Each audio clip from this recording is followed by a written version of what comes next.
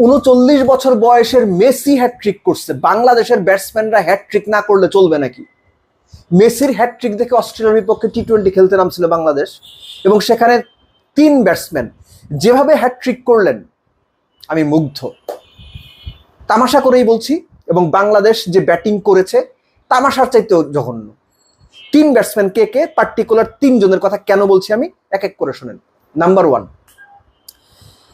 সাইফ। কাকে উইকেট দিয়েছেন? Mat রেনশকে। Mat রেনশট প্রথম ওভারে স্লক সুইপ খেলতে গিয়ে, জাস্ট স্লক সুইপ, মাথা কোথায়, শরীর কোথায়, ব্যাট কোথায়, ভিডিওটা দেখে নিন যদি হাইলাইটস। তাও হৃদয় গুগলি ভাই, স্ট্রেট বল, হাফ ভলিবল, যে কোনো ব্যাটসম্যান নর্মালি ওটা সোজা মারবে, তাও হৃদয় কি করলেন? গুগলিটাকে স্লক সুইপ মেরে দিলেন। কাকে? অ্যাডাম জাম্পাকে। অ্যাডাম জাম্পার ওই ম্যাট রেনশোর মতো ফার্স্ট ওভার। দুটা হইলো, তাহলে তৃতীয়টা হ্যাটট্রিকটা বাদ রইল। হ্যাটট্রিককে পারভেজ হোসেন ইমন। কাকে মারছে? জোয়েল ডেভিসকে, লেফট আর্ম অর্থোডক্স বা বাঁহাতি স্পিনার, লেগ মিডলের বল স্লগ মারছে, slog sweep, deep mid wicket না ডিপ স্কোয়ার লেগে ধরা। এই যে 3 জনের কথা বললাম, 3 জনই স্লগ সুইপ খেলা আউট হয়েছে, 3 জনই স্পিনারের বল আউট হয়েছে, 3 জনই 3 স্পিনারকে তাদের প্রথম ওভারে উইকেট দিছে। মেসির হ্যাটট্রিক হয়েছে। এইরকম একটা হ্যাটট্রিক যদি বাংলাদেশের হৃদয়, পারভেজ ইমন কিংবা সাইফরা না করেন, ইজ্জত থাকে নাকি ভাই? ঠিক কতটা বাজে ব্যাট করলে 131 করা যায় বলেন তো আমারে? এখনকার যুগে টি-20 ক্রিকেটে মোটামুটি ভালো উইকেটে চোখ বন্ধ করে 160-70 হয়, মোটামুটি ব্যাট করলে। সেখানে 131 করলো বাংলাদেশ। এই যে 3 জনের কথা বললাম, এই 3 জনের উইকেট দিয়ে আসা, স্পিনারদের ফার্স্ট ওভারে উইকেট দেওয়া, এটা ডিফাইন করে দেয় বাংলাদেশ অ্যাকচুয়ালি কতটা বাজে ব্যাট করছে। এবং এখানেই শেষ না। রিশাদ, ব্যাটসম্যান রিশাদ আমরা হারিয়ে ফেলেছি বোধহয়। রিশাদকে ব্যাটিংয়ে খুঁজে পাওয়া যাচ্ছে না অনেকদিন। তিনিও ডেবিউটেন্ট। ও জোয়েল ডেভিস আবার এর মধ্যে ডেবিউটেন্ট, যাকে পারভেজ ইমন উইকেট দিয়েছেন।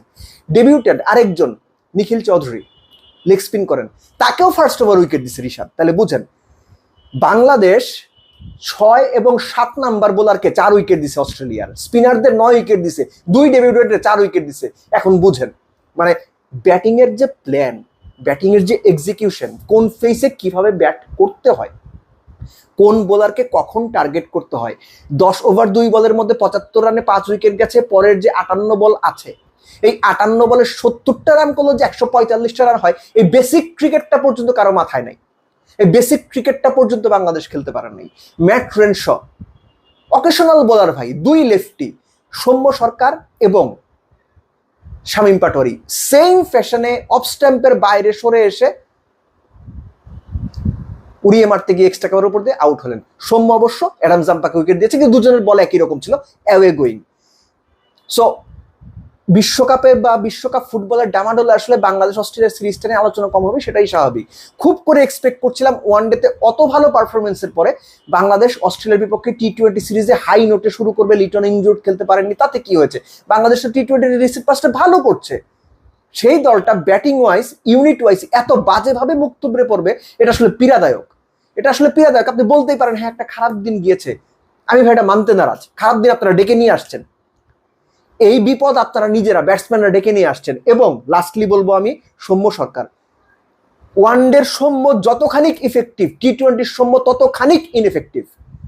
বাংলাদেশ টিম ম্যানেজমেন্ট কি কারণে সৌম্যকে টি-20তে বারে বারে ডাকে ওয়ানডের ফর্ম দেখে, আমি এটা বুঝি নাই ভাই আজ পর্যন্ত। সৌম্যকে 10 বছর ধরে দেখতেছি, বাংলাদেশ টিম ম্যানেজমেন্টে যারা আছে বা নির্বাচক যারা আছে তাদেরকেও দেখতেছি, কি কারণে তারা সৌম্যকে টি-20 আনে। আবারও বলছি, ওয়ানডের ফর্ম দেখে, এটা আমি ঠিক নিশ্চিত না। সৌম্য টি-20 ফরম্যাটে কোনোদিন প্রুভেন প্লেয়ার না। ওয়ানডে ফরম্যাটে Soumya just blistering player, real match winner. টি-20 সৌম্য না। একইভাবে সাইফ ওয়ানডের যেমন প্লেয়ার না, সৌম্য টি-20 প্লেয়ার না। এটা আপনারা কবে বুঝবেন আমি ঠিক জানি না, কিন্তু সাধারণ দর্শকরা বোঝে। আমাদের মতো যারা কম ক্রিকেট বোঝা মানুষ আছি আমরা ঠিকই বুঝি, কিন্তু আপনারা বুঝতেছেন না। আর সৌম্যকে বেস্ট 11-এ অ্যাকোমোডেট করতে গিয়ে, পুশ করতে করতে আপনার পারভেজ হোসেন ইমনকে সাথে 5 নাম্বারে নিয়ে আসা, এটা আসলে কতটুকু আইডিয়াল সিদ্ধান্ত সেটাও আমি নিশ্চিত না। Anyways, Bangladesh strategically, tactically, batting wise এবং ব্যাটিং এক্সিকিউশন ওয়াইজ যা তা করেছে। সো 131 করে আপনি এক্সপেক্ট করতে পারেন না অস্ট্রেলিয়াকে আপনি হারিয়ে দেবেন। বাংলাদেশ প্রত্যাশিতভাবেই ম্যাচ হেরেছে, এবং এখন বাংলাদেশের সামনে পরের 2 ম্যাচ জিতে সিরিজ নিশ্চিত করতে হবে। বাট সিরিজ নিশ্চিত করতে পারুক বা না পারুক, বাংলাদেশ যে বাজে ব্যাট তারা করেছে, এটা নিয়ে সিরিয়াসলি তাদের মধ্যে আলোচনা করা উচিত, এবং নিজেদের সমালোচনা তাদের নিজেদের করা উচিত।